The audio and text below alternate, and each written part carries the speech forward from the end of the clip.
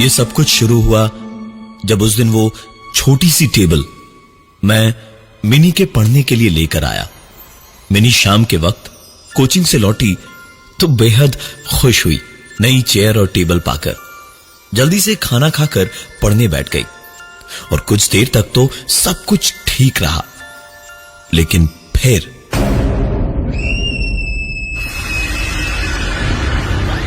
अचानक पता नहीं क्या हुआ, मिनी पढ़ते पढ़ते चीखी और फिर उसे जैसे दौरा पड़ने लगा। बुरी तरह से वो फर्श पर तड़पने लगी। मैं और नीति तो मिनी का ऐसा हाल देखकर घबरा ही गए थे बुरी तरह से। मिनी को कभी कोई सेहत की दिक्कत नहीं रही थी।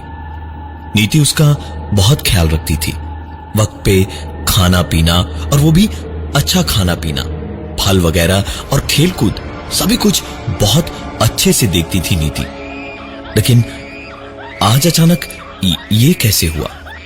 मैंने तड़पती हुई अपनी बेटी मिनी को किसी तरह संभालने की कोशिश की तो मिनी जैसे एकदम अचानक ही शांत पड़ गई। इतनी आसानी से ऐसे शांत हो गई तो मैं और नीति और ज्यादा घबरा गए। जब गौर से देखा तो मिनी की सांसें भी चल रही थी और नब्ज भी ठीक थी। मिनी को मैंने उसके कमरे में लिटा दिया और नीति को मिनी के पास छोड़कर अपना बॉक्स लेने कमरे में आया। मैं पेशे से डॉक्टर हूं, मेरा नाम ओम है। बॉक्स लेकर मिनी के पास पहुंचा तो पूरा चेकअप किया। मिनी पूरी तरह से ठीक थी। सोचा कल एक बार हॉस्पिटल ले जाऊंगा चेकअप करवाने कि अंदरूनी कोई दिक्कत तो नहीं कहीं। रात को जब नीति और मैं सो रहे थे तो मेरी नींद खुली।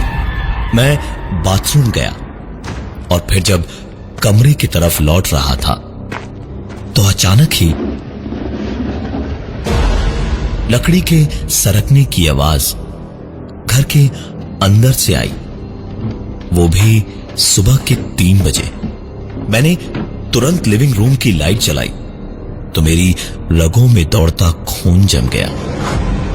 मिनी मेरी आंखों के सामने अपने नन्हे नन्हे हाथों से अपनी पढ़ाई की चेयर और टेबल घसीटती हुई अपने कमरे से बाहर लिविंग रूम में ला रही थी। मैं तो ऐसा हैरान हुआ कि देखता ही रह गया। हिलने की भी सुध-बुध नहीं थी मेरे अंदर। मेरे देखते ही देखते मिनी ने चेयर टेबल खिड़की के पास लगाई और किताब खोलकर रट्टा मारने लगी। और मुझे और हैरानी हुई क्योंकि जहां वो बैठी पढ़ रही थी वहां बिल्कुल अंधेरा था और मिनी ने चश्मा भी नहीं पहना था। मैं मिनी के पास पहुंचा और झांक कर देखा तो मेरी नींद ही उड़ गई। मिनी उस अंधेरे में अपनी -5 जैसी कमजोर आंखों से इतनी हल्की रोशनी में जल्दी जल्दी बिल्कुल साफ साफ बिना रुके हुए किताब में जो जो लिखा था वो पढ़े जा रही थी। मैंने मिनी के कंधे पर हाथ रखा और उसे पुकारा, मिनी बेटा आप ठीक तो हो? मिनी एक पल को रुकी और फिर बिना मेरी ओर पलटे ही दोबारा पूरे ध्यान से पढ़ने लगी। मैं अब की बार सामने गया और झुककर मिनी को देखते हुए बोला, मिनी बेटा क्या हुआ? तबीयत ठीक तो है ना तुम्हारी? मिनी का बोलना एक पल को रुक गया। भारी और गहरी गुस्से भरी सांसें लेने लगी वो और सर उठाकर मेरी ओर गुस्से से बहुत ही भारी और अजीब सी आवाज में वो जोर से चिल्लाई, चले जाओ यहां से, पढ़ने दो मुझे वरना मार डालूंगी। मैंने ये सुना तो जैसे नसें भी मेरी जम सी गई थी। मेरे लिए समझना मुश्किल था कि आखिर ये हुआ क्या। मैंने घबराहट में जो कभी नहीं किया था वो कर डाला।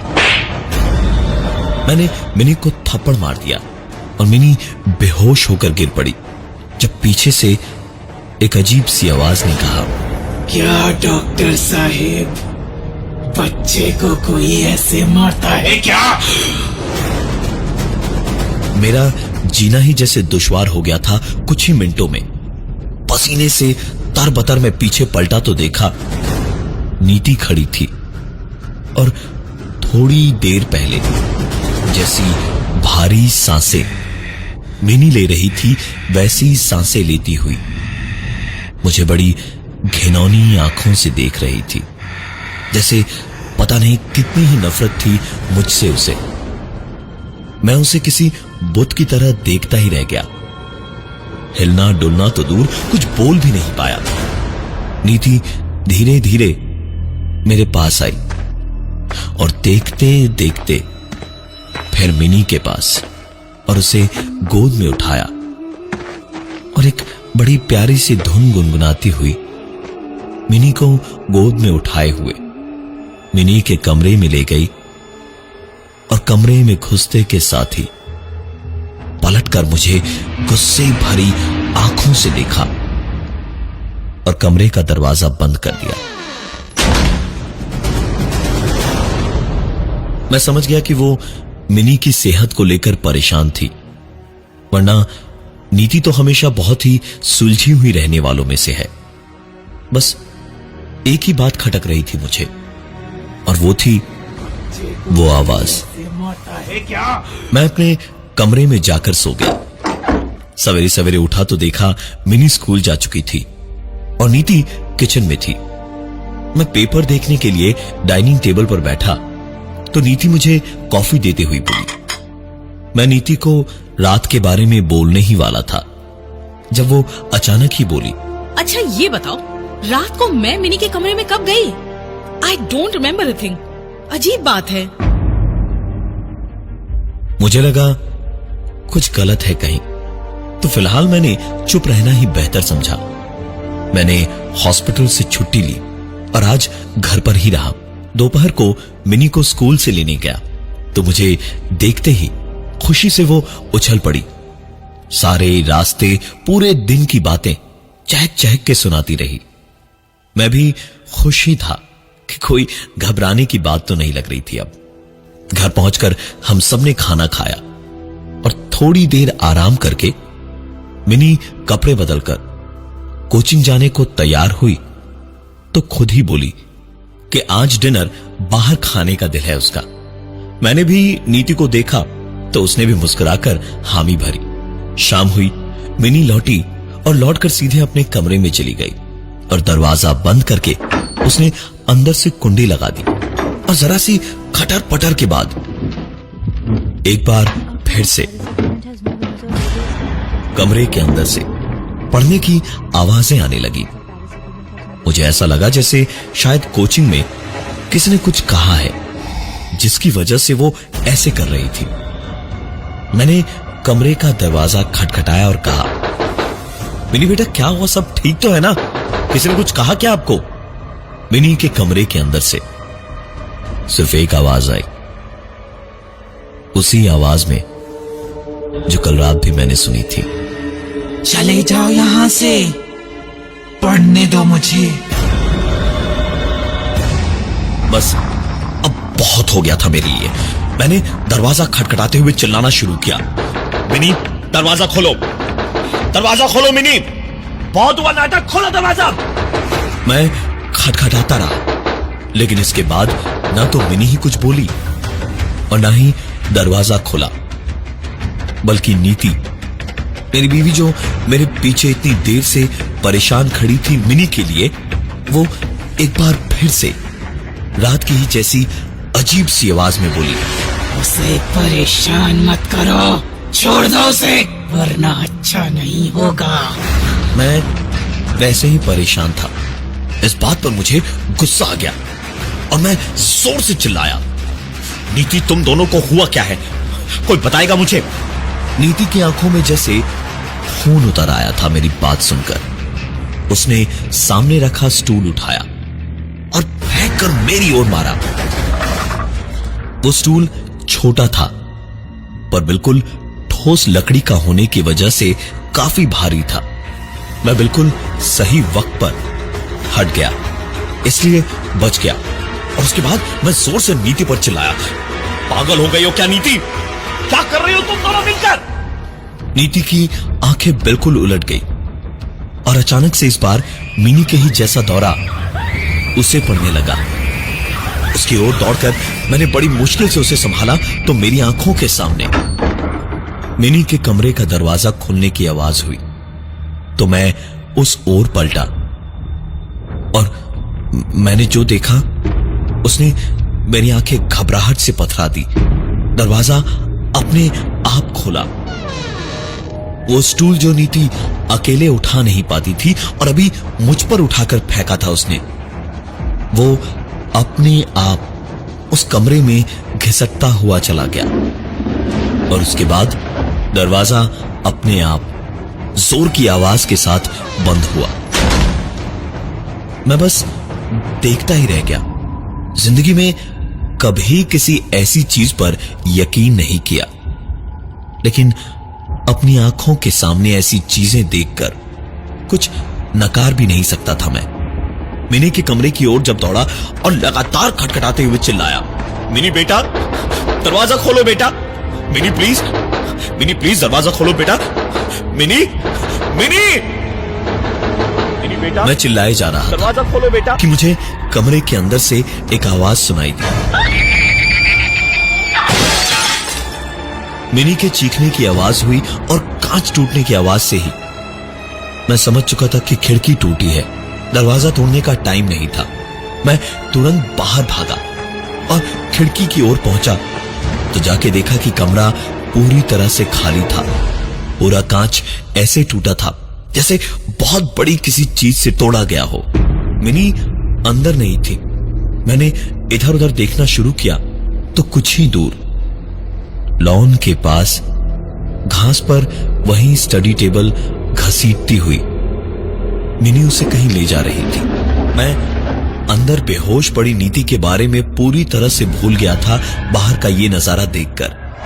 लेकिन मेरी ये फिक्र दूर हो गई जब मिनी गेट के पास वाली लाइट के नीचे टेबल लगाकर बैठी और पढ़ने लगी। मैं मिनी के पास जाने लगा तो मेरे पीछे से घास पर कदमों की आहट सी सुनाई दी। मैं पलटा तो देखा नीति हाथ में प्लेट लिए आ रही थी। उसने प्लेट मिनी के पास रखी और कहा, तू पढ़, मैं देखती हूं ये तुझे कैसे रुकता है।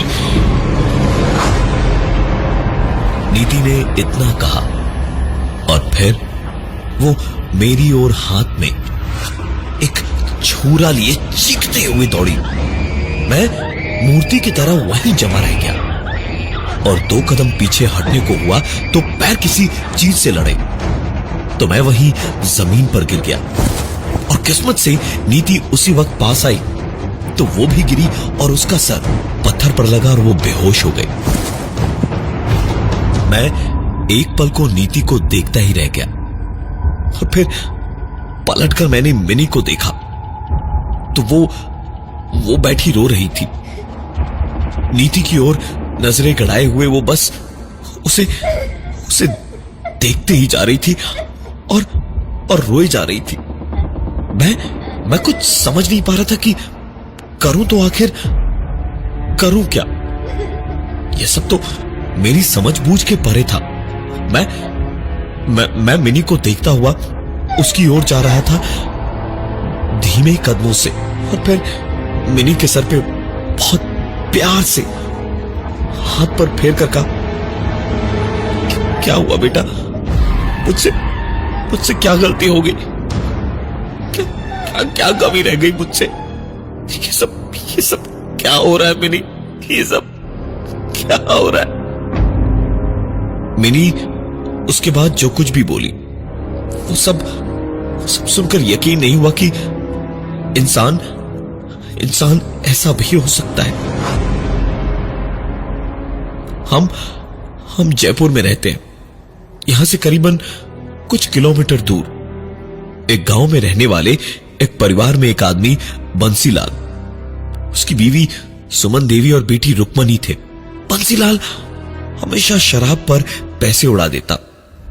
अपनी बदतमीजी और शराब के चलते उसकी कोई भी नौकरी कभी न टिकती थी।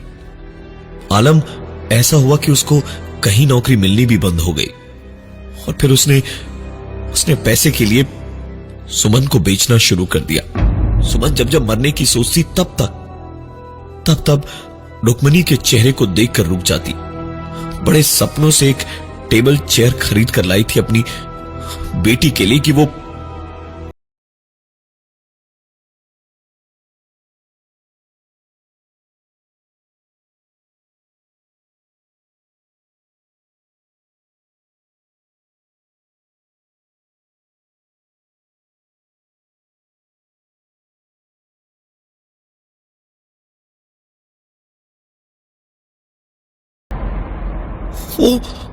वो मासूम रोती रही कि उसे पढ़ना है, लेकिन उसके जल्लाद बाप ने एक न सुनी और उसे घसीट कर बाजार में बेच आए। वो रुक्मणी की चीखें गूंजती रही। उसका बाप शराब पीता रहा। सुबह रुक्मणी को घर के दरवाजे पर फेंक कर चले गए तो सुमन एक आंसू नहीं रोई, बस बेटी को उठाकर अंदर लाई और बेहोशी में ही उसे जहर दे दिया। फिर नशे में धुत घर के बाहर खटिया पर सो रहे बंसीलाल को जहर देते देते रुक गई और खटिया से बांधकर उस पर केरोसिन तेल डालकर उसे जिंदा जला दिया। खुद भी जहर खाकर मर गई। ये वही टेबल थी जो कई जगहों से खरीद फरोख्त के बाद मेरे पास में पहुंची थी। देखने में थोड़ी एंटीक किस्म की थी, तो मुझे बहुत पसंद आई थी। मुझे क्या पता था कि इस टेबल की वजह से मुझे दुनिया का एक ऐसा रूप भी देखने को मिलेगा। ये पूरी कहानी बताने के बाद मिनी भी वहीं गिरकर बेहोश हो गई।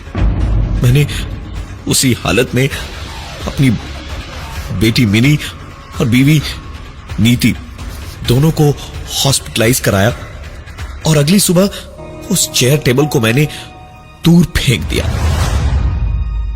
उस दिन के बाद से मेरे घर में कोई प्रॉब्लम नहीं हुई, लेकिन आज भी जब कोई नई चीज लाता हूं तो कुछ दिनों तक घबराहट अभी भी रहती है और चिंता सिर्फ एक बात की होती है कि वो टेबल अब इस वक्त किसके पास होगी, और जिसके पास भी होगी उसका परिवार न जाने किन किन चीजों से गुजर रहा होगा। बस खुशी इस बात की है, मैं और मेरा छोटा सा परिवार आज उस टेबल के बिना